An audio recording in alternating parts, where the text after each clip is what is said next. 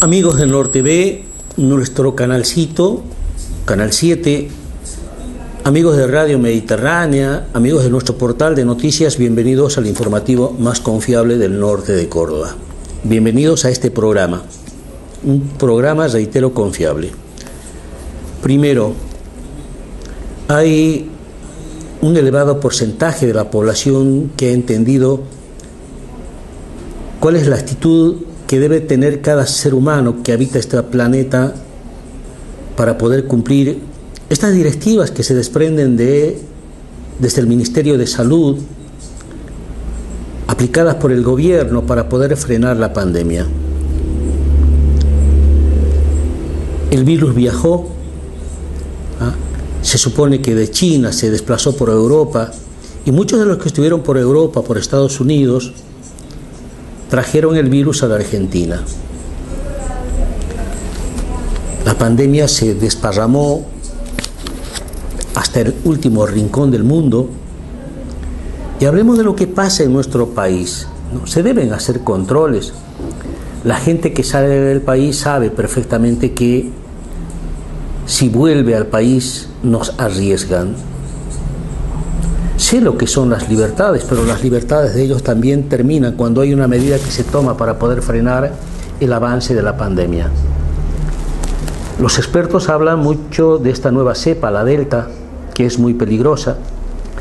Ahora, yo pregunto, si yo tengo que viajar al exterior, tengo todo el derecho de hacerlo, pero también si tú has firmado un acta donde te comprometes a cumplir las exigencias que te demanda el país cuando tú vuelvas, no chilles, no hables de que están conculcando tu libertad.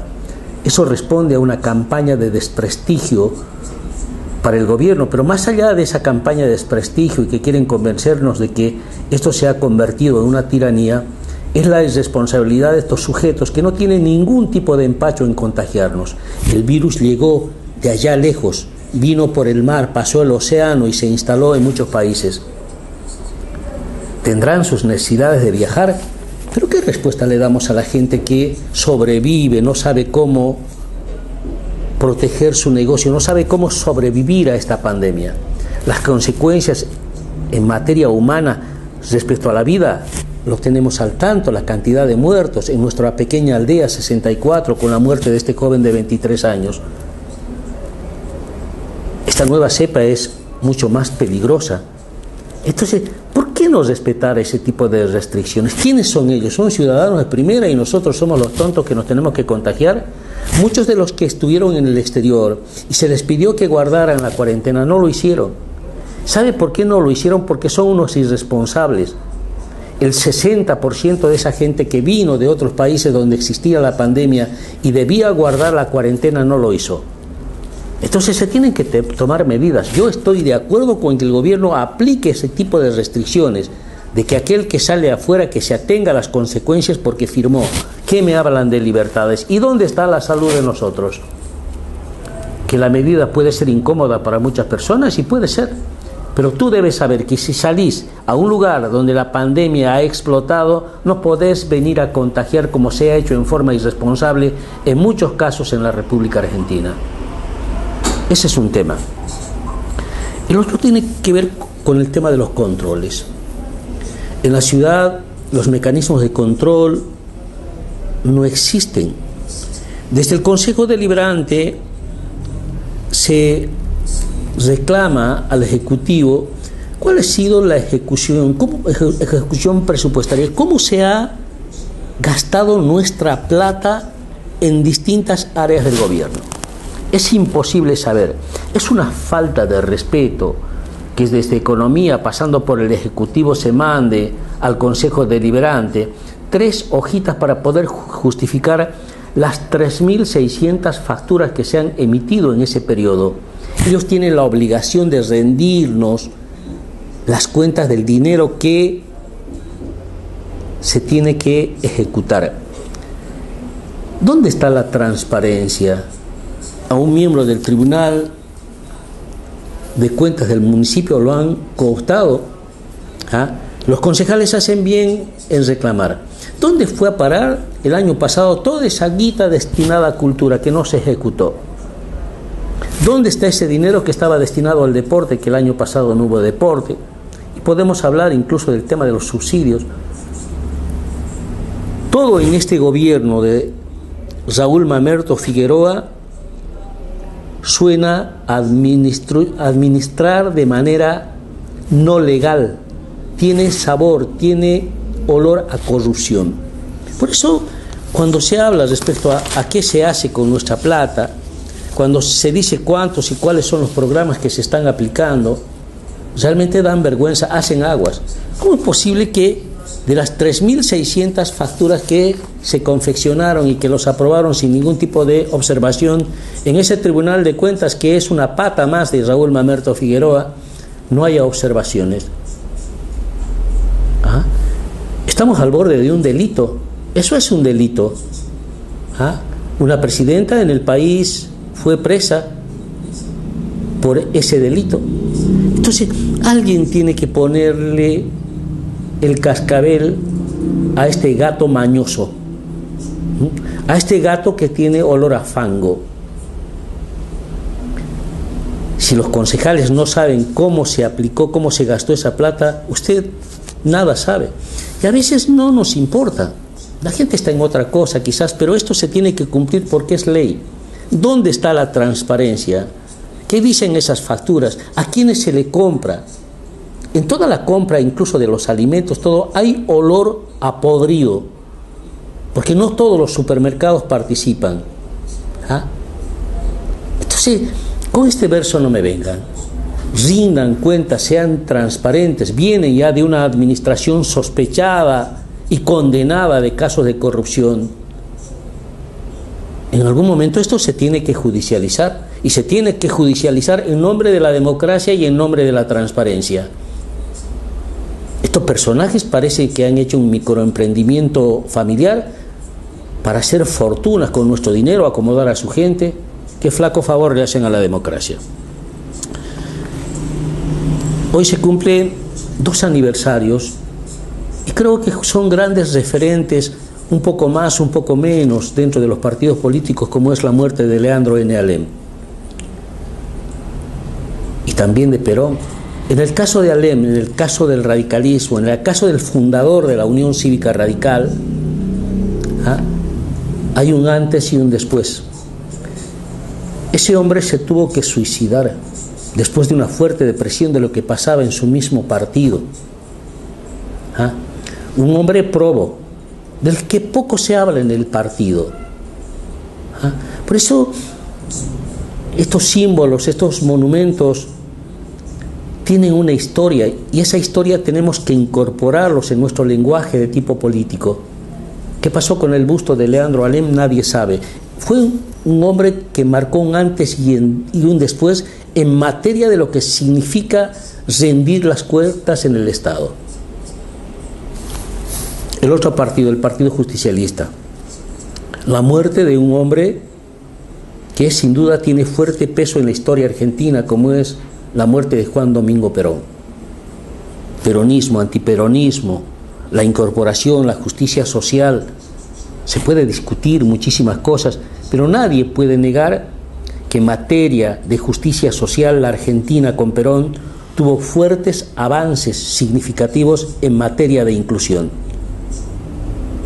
Y voy a nuestra pequeña aldea, a nuestro lugar donde habitamos y nos conocemos casi todos. ¿Qué está pasando con el peronismo? ¿Qué está pasando con ese partido que hoy es gobierno nacional, gobierno provincial? Tenemos legislador acá. ¿Qué pasa con ese partido? Le echan la culpa a la pandemia, pero antes de que suceda la pandemia todo estaba acomodado para poder silenciar al partido. Te hablan de la doctrina de Perón, te hablan de la doctrina del justicialismo, pero no hacen nada. ¿Sabe qué? En esta suerte de diáspora que tiene el peronismo hay nombres. Tania Kisakevich, que quiere ser intendente municipal. Ha surgido la figura del doctor Amado Flores Durán. En medio de toda esa situación se encuentra también un hombre que tiene protagonismo político en el Consejo, como es Monteoliva. Desaparecido él, pero siempre aparece en los momentos de elección, que es Mario Vázquez. También, o sea, otro sector impulsa dentro del peronismo, como es la concejal Prado, que no tiene intenciones de ser candidata a intendente municipal, pero que sí tiene intenciones de poder vitalizar ese tipo de partido. Está la ofrenda floral, los actitos, pero a nivel de contenido, a nivel de trabajo de tipo político en el peronismo no existe, no hay nada, absolutamente nada. Ahora, detrás de esto también hay que tratar de leer. Algunos están haciendo ya algunas migajas con el mamertismo. Porque Raúl Mamerto Figueroa quiere ser nuevamente candidato a intendente, porque parece ser que van a reformar la 8102. Tiene todo el derecho de hacerlo. Está bien, y en el plano legal sí, está bien, porque esa es la ley. Echa la ley y echa la trampa. ¿Está mal? Sí, está mal. ¿Por qué? Porque este tipo viene de hace 20 años viviendo de la teta del Estado. Perteneció a gobiernos y fue parte de ese proceso de corrupción, y actualmente recién hablo de la transparencia. De transparencia cero. Tienen 200 millones.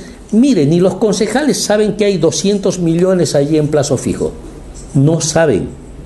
Ahora, aquellos que, como aves de rapiña, le saquen el alimento de la boca, como son los jornalizados, como son los inspectores, los que hacen la limpieza, porque eso es lo que hacen, los denigran en su trabajo, no ganan lo que deben realmente ganar para poder, yo no digo ya vivir, sobrevivir. ¿Qué puede hacer uno con 5.000 o 7.000 pesos en una situación de inflación, en una situación donde los alimentos valen una fortuna? Este hombre los ha condenado justamente a la esclavitud, los ha condenado a la marginación. Es bueno ser transparente. Cuando uno está en la función pública, Raúl Mamerto Figueroa no solamente tiene que ser honrado, ¿le suena esa palabra que no está en su diccionario? Honrado, sino también hay que demostrarlo. Ojalá algún día se acomoden todo este tipo de cosas. Otro tema tiene que ver con los establecimientos educacionales. Hay muchos muertos en nuestra ciudad y dicen, no, porque, no sé, perdóneme, yo soy católico, pero ese verso de que Dios castiga no me lo creo. Yo pienso de otra manera, ¿no? Es nuestra responsabilidad las que nos va a salvar de esto. Se vacuna, se está vacunando, en buena hora que se esté vacunando. Pero ¿sabe qué? Digo, pienso, ¿no? Hay muchas familias que están destrozadas, porque la muerte la tenemos allí al frente, con un pariente, con un amigo. No hay consuelo para eso. Uno habla con las personas que han perdido sus seres queridos cuando mueren jóvenes. No hay palabras para poder expresar tanto dolor. Ahora, en medio de todo ese tipo de cosas, me parece que está haciendo falta la asistencia de tipo social. La mayoría de los que están aislados se quejan de que no tienen auxilio de la municipalidad. Y a Mamerto le llega la guita, hay fondos de eso. Raúl Mamerto Figueroa, hable con Pedro Lauret. ¿Sabe qué? El bolsón que ese hombre de allá, de esa comuna de Avellaneda, que es una cosa chiquita, los bolsones que se les entrega son con mercadería de primera. El aceite que les dan es aceite natura, no el aceitito que les da usted. Hasta en eso les denigra a esas personas. Aprenda, cuando uno quiere, está en la función pública, eso es lo que hace. Entonces, las cosas pongamos en su respectivo lugar. Tema, educación, conectividad. Yo a mi hijo no lo voy a mandar a la escuela, no porque quiero que mi hijo esté bien, lo quiero tener vivo. Alguien dirá, va a perder el año. No, hay posibilidades de que uno se ocupe más de su hijo. Han extendido estas medidas del gobierno provincial hasta el día 8. Nos hemos relajado demasiado en la provincia para que suceda lo que sucedió.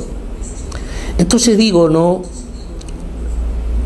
cuando usted llega a su casa, abre las ventanas de par en par para que entre la ventilación.